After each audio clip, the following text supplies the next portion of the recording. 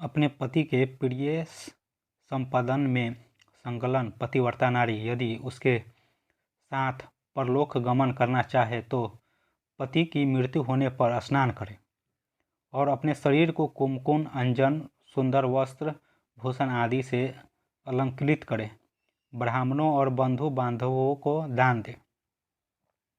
इसमें बताया गया है कि अपने पति की मृत्यु के बाद अगर कोई नारी सती होना चाहती है तो वे पति की मृत्यु होने पर अपने शरीर को कुमकुम, अंजन, सुंदर वस्त्र, आभूषण आदि से अलंकृत करे, ब्राह्मणों और बंधु बांधवों को दान दे,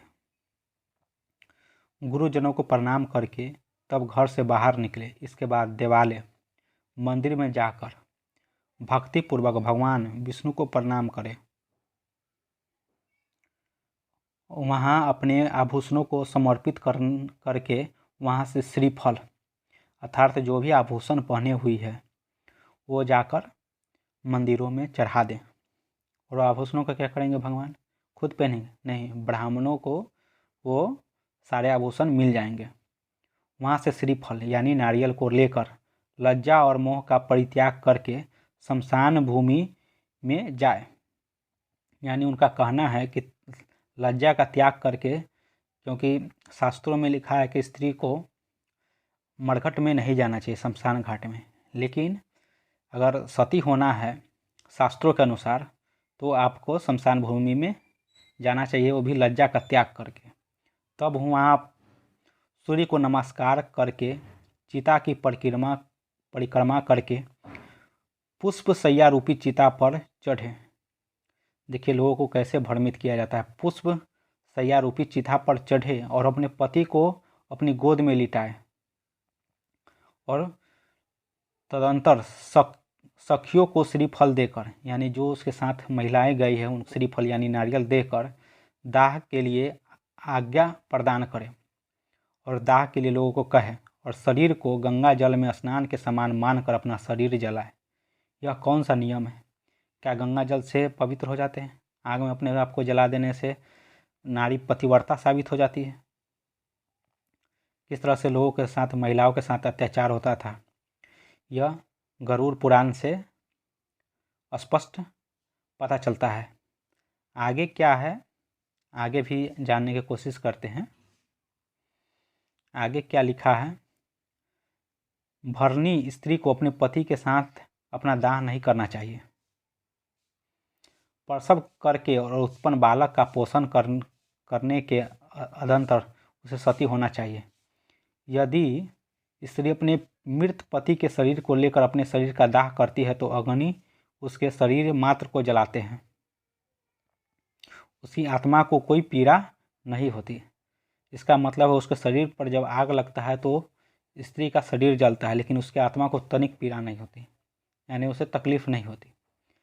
जो व्यक्ति जो ये कहते हैं जो आग लगाने से शरीर में थोड़ा सा ही पीड़ा नहीं होता है, मेरा कहना है उस व्यक्ति को एक बार बांध दिया जाए चिता के आग पर और फिर उसे जलाया जाए, उसे थोड़ा सा भी तकलीफ नहीं होता, इसका प्रमाण मिल जाएगा। आगे क्या लिखते हैं? धोखे जाते हुए स्वर्ण आदि धातुओं का मल जैसे अग्नि में जल जाता है, उसी प्रकार पति के साथ जलने वाली नारी अमृत के समान अग्नि में अपने पापों को जला देती है। किस तरह से लोगों को मूर्ख बनाया जाता है इसमें स्पष्ट दिखता है। यानी पति के साथ मरने के बाद वो लड़की कितनी भी पापी, दुष्ट हो, दुराचारी हो, उसके सारे पाप नष्ट हो जाते हैं। ये कहाँ का नियम है? अपने शरीर को जला देने से क्या उसका पाप नष्ट हो जाएगा? जिस प्रकार सत्य परायण धर्मात्मा पुरुष सतपथ के समय तपे हुए लोह पिंडादियों लेने पर भी नहीं जलता, उसी प्रकार चिता पर पति के शरीर के साथ संयुक्त वह नारी भी कभी नहीं जलती। किस तरह से लोगों को बेवकूफ़ बनाया जाता था। एक तरफ तो वो जला रहे हैं और कह रहे हैं जल भी नहीं रहा है। लोग किस तरह से दिग्भ्रमित किया जा रहा है। जलते अर्थात उसके दाह प्रयुक्त कष्ट नहीं होता, यानी कहने का मतलब है जब आग लगता है तो उसे कष्ट नहीं होता है कि वो जल रहा है। प्रत्युक्त उसकी अंतरात्मा मृत व्यक्ति के अंतरात्मा के साथ एक तत्व प्राप्त कर लेती है। यानी दोनों साथ ही ऊपर की ओर चल जाते हैं। किस तरह से लोगों के माइंड वॉश किया जाता था उस समय। आज भी लोग इसका प्रमाण मान कर लोग स्त्री को आज भी गलत दृष्टि से देखते हैं, उसके साथ शोषित करते हैं। स्त्री शरीर प्राप्त करने से मुक्ति नहीं होती। कहने का मतलब है स्त्री को पिछले जन्म के पाप कर्मों के कारण स्त्री रूप मिलता है। इसलिए कहते हैं कि शास्त्रों में कहा गया है स्त्री शरीर प्राप्त करने से मुक्ति नहीं होती। इसलिए सर्व प्रत्ययन पूर्वक मन, वाणी, कर्म, जाति, जीवित स्थानों अपने पति की सदा सेवा करनी चाहिए। यानी पति कैसा भी हो, दुष्ट हो, पापी हो, शराबी हो, जुआरी हो, फिर भी उसके सेवा करनी चाहिए। मरने पर उसका अनुगमन करना चाहिए, यानी मरने पर साथ में अपने आप को दाह कर लेना चाहिए, सती हो जाना चाहिए। पति के मरने पर जो स्त्री अग्नि में आरोहण करती है वह अरुंधति के समान होकर स्वर्गलोक में सम्मानित होती है। अर्थात पति के साथ अगर अपने आप को स्वयं जला लीजिए तो दोनों साथ में स्वर्ग चल जाते हैं। कितना बड़ा छलावा लोगों के साथ किया जाता है। किस तरह का लालच देकर स्त्री को मतलब क्या कहें, उसके हर चीज़ अधिकारों को छीन लिया जाता है।